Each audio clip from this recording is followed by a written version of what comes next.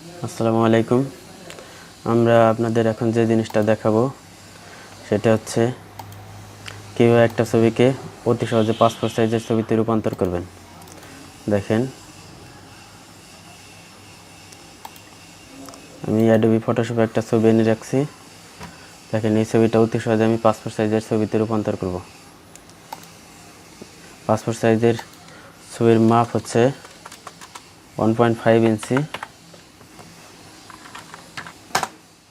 Into 1.9 ইঞ্চি।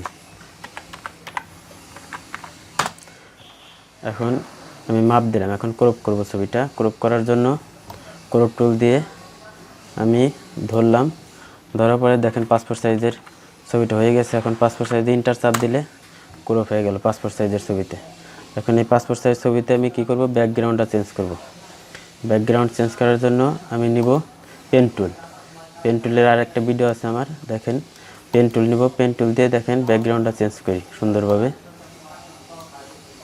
দেখেন, অতিরিক্ত অংশটা পেন টুল দ্বারা অতিরিক্ত অংশটা কাটবেন অল্টার দিয়ে আর মাউসের রাইট বাটন ক্লিক করে। অল্টার প্লাস মাউসের রাইট বাটন। দেখেন, যারা নতুন তাদের একটু কষ্ট হবে, আস্তে আস্তে প্রফেশনাল হয়ে যাবেন। দেখেন, এই যে অতিরিক্ত অংশটা, এটা অল্টার প্লাস মাউসের রাইট বাটন একবারে চাপ দিবেন, অতিরিক্ত অংশটা থাকবে না। অল্টার প্লাস মাউসের রাইট বাটন। দেখেন, আমি ক্রপ করি।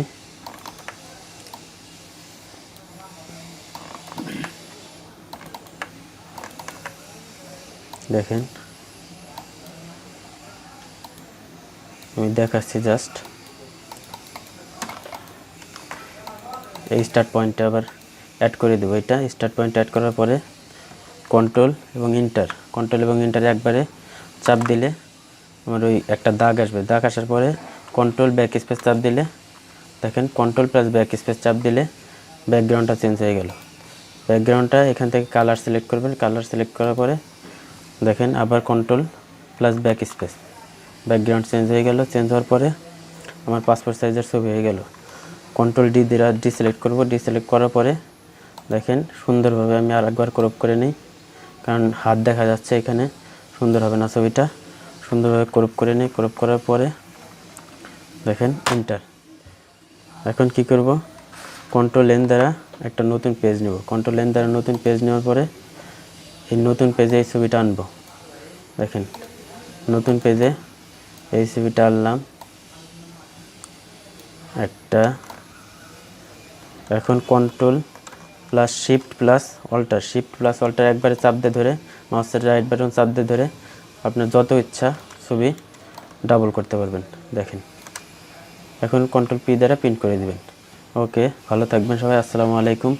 ভিডিওটা ভালো লাগলে অবশ্যই লাইক, শেয়ার, কমেন্ট করবেন, আর ভালো না লাগলেও ডিসলাইক করবেন। ভালো থাকবেন সবাই। আসসালামু আলাইকুম।